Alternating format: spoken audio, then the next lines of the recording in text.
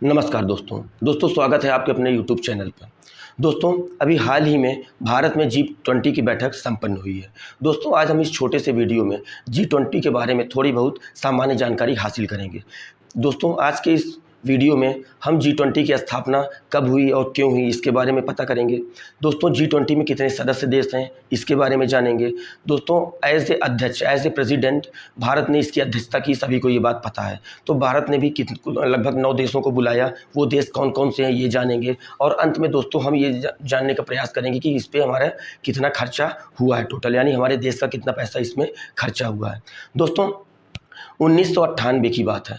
दोस्तों एशिया में एक आर्थिक मंदी आई थी 1998 में। दोस्तों एशिया में आर्थिक मंदी आई थी, तो उस मंदी पर चर्चा करने के लिए दुनिया के 8 प्रमुख देशों ने G20 के G8 की गठन किया। किसका गठन किया? शुरुआत में 1999 में किसका गठन हुआ? G8 का गठन हुआ। इसका मतलब कि इनका एजेंडा क्या था कि इस आर्थिक मंदी से कैसे निपटा जाए और लोगों को भूखमरी और रोजगार फिर से कैसे प्रदान किया जाए और भूखमरी लोगों में कैसे दूर की जाए। चलिए दोस्तों देखते हैं इस वीडियो में क्या होता।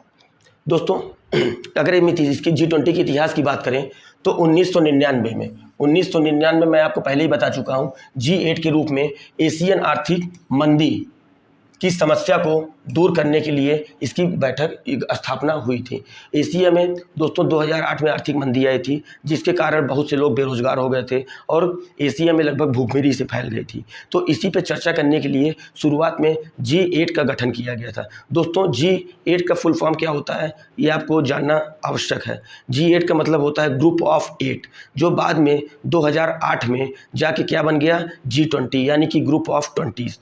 तो दोस्तों आगे फिर क्या हुआ? मंदी चली गई।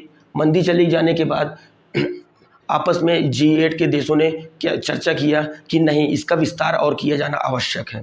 विस्तार किए जाने का मतलब है कि इनमें कुछ और देश हम शामिल किए जाएं। तो दोस्तों G20 तो 2008 में तक G20 का गठन हो गया और इसकी पहली बैठक G20 की पहली बैठक 2008 में वाशिंगटन DC में हुई। कहाँ पे हुई दोस्तों?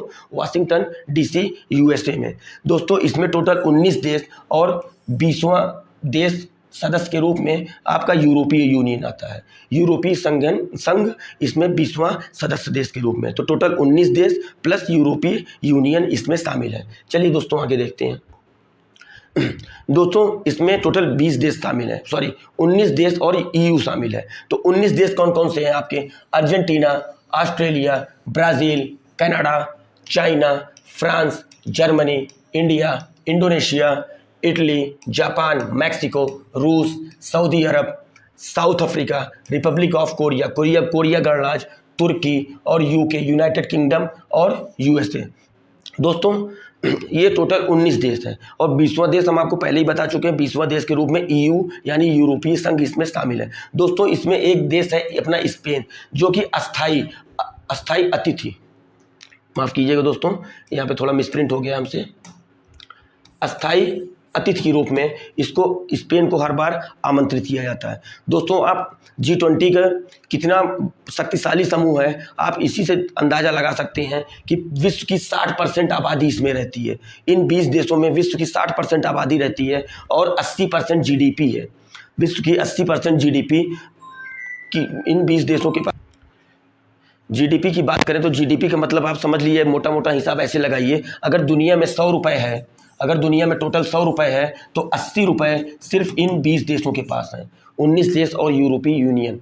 तो आप समझ गए होंगे दोस्तों कि कितना शक्तिशाली और कितना ताकतवर समूह है।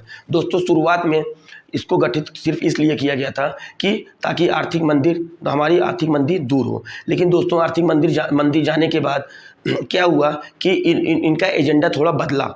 एजेंडा बदलने का मतलब ये है कि ये पर्यावरण की समस्याओं पे, रोजगार पे या अन्य मुद्दों पर भी अब चर्चा करने के लिए एकत्रित होते हैं। दोस्तों इस साल भारत ने इसकी अध्यक्षता की, तो भारत अध्यक्ष प्रेसिडेंट के तौर पे कुछ 9 देशों को इसने आमंत्रित किया अपनी तरफ से। ये 9 देश कौन से हैं? ये 9 देश दोस्तों आपके हैं बांग्लादेश, मिस्र है, मॉरिशस है, नीदरलैंड है, नाइजीरिया है, ओमान है, सिंगापुर है, स्पेन है और UAE है। तो दोस्तों ये 9 देश हैं जिनको आप नोट डाउन कर सकते हैं, क्योंकि आने वाले एग्ज़ाम के पॉइंट ऑफ व्यू से यहाँ से क्वेश्चन बनने की संभावना बनती है। तो इन 9 देशों को दोस्तों भारत ने एज ए प्रेसिडेंट होने के नाते अपनी तरफ से आमंत्रित किया था।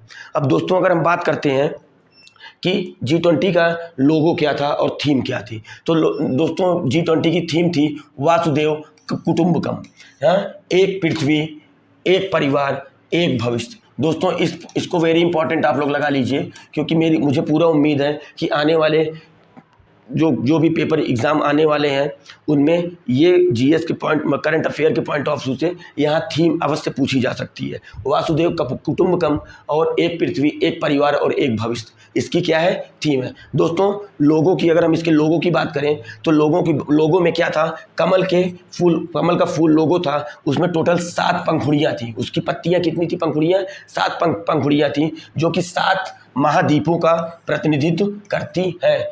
जो कितने महाद्वीपों का प्रतिनिधित्व करती हैं, 7 महाद्वीपों को, 7 पंखुड़ी हैं जो कि 7 महाद्वीप का प्रतिनिधित्व करते हैं।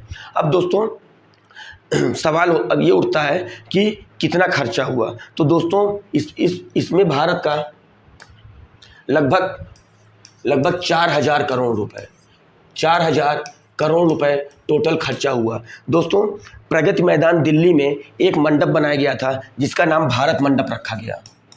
भारत मंडप रखा गया। दोस्तों इस 4,000 करोड़ में से 700 करोड़ रुपए का खाली ये मंडप बना है। लगभग 700 करोड़ रुपए का ये मंडप बना है। ये इसी मंडप के अंदर G20 की बैठक हुई है और जो भी कार्यक्रम G20 से रिलेटेड सारे हुए हैं वो इसी भारत मंडप के अंदर हुए हैं। कहाँ पे भारत मंडप, दिल्ली में है। तो दोस्तों आप समझ सकते हैं कि कितना ज़्यादा भारत सरकार ने इस पर पैसा खर्चा किया।